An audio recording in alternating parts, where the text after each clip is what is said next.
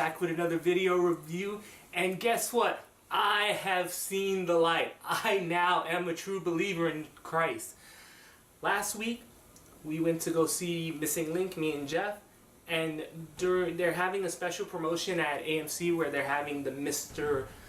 Missing Link mango drink. So because I'm a cheap bastard, when I get a soda at the movie theaters, me and Jeff only get one. We share our soda. So I'm thinking, okay, after the movie, I'll go try this mango shake. And this is on 42nd Street AMC. And guess what? 4 machines with it, 4 machines that don't work. Okay, that can happen. Next day, we have to be at that same movie theater to see Hellboy. When we walk into Hellboy, the machine still works. So I'm like, fine, after this movie's over, I'm going to get my mango drink. Different day, same story. All 4 of them go down when we leave the movie theater. Okay, Sunday, we see Shazam in the AMC in Co-op City. Machines look fine. I did get me a nice poster of the Missing Link, though. So, after Shazam, I go over to the machines to get my mango drink, and guess what? No mango drink. It wasn't working as well. It seems that the world was conspiring against me. Yesterday I saw Teen Spirit and I actually forgot because I was running late to see Teen Spirit. So today we had to see a movie, and guess what? They have my mango drink. And just in case you didn't know, really good.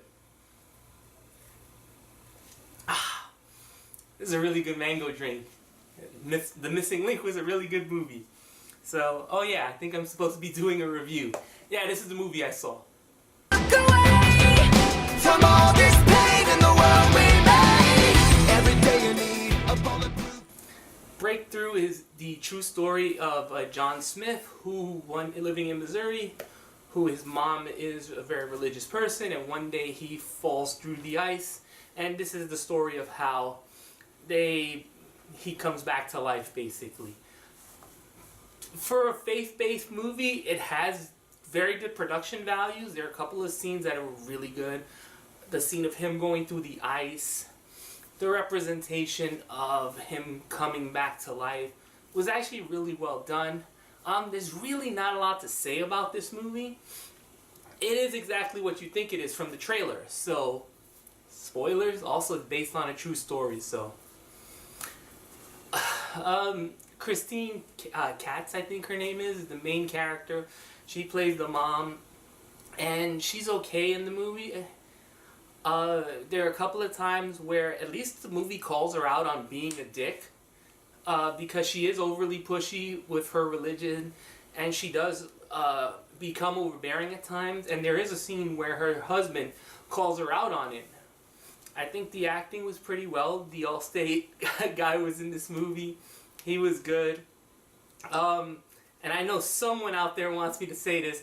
The real hero of this movie was the guy who kept doing compressions on the little kid when he was, apparently, he had stopped breathing for about 45 minutes, and the doctor on hand called it and said, you know, everyone stop, and this one dude just kept doing compressions. And eventually he came back to life. Acting is okay across the board. Production value, like I said, was actually pretty good with a couple of the scenes. I can't recommend you going to see this in theaters unless you are a religious person. You will probably get something out of this. It is well shot, pretty well, decently acted, and yeah, but if you're someone like me, stay away from this movie unless you have an AMC, unless you're on AMC's A-list and you can go see anything you want for free anyway. I would recommend go see Missing Link. It does have that problem that Christian movies have, though, where they tend to have too many characters in this movie. And this movie didn't have too many characters, it just followed characters for no reason. Like the first surgeon, it follows him home after that day, and he never really comes back up except for a cameo at the end. The only guy who really deserved to be in the movie was Tom, who was the deep sea diver the diver who got him and saved John. But other than that, like, it had, like, even that guy from that 70s show who was also Venom in Spider-Man 3, he was in this movie. He was pretty good. Actually, he had the funniest line in the movie,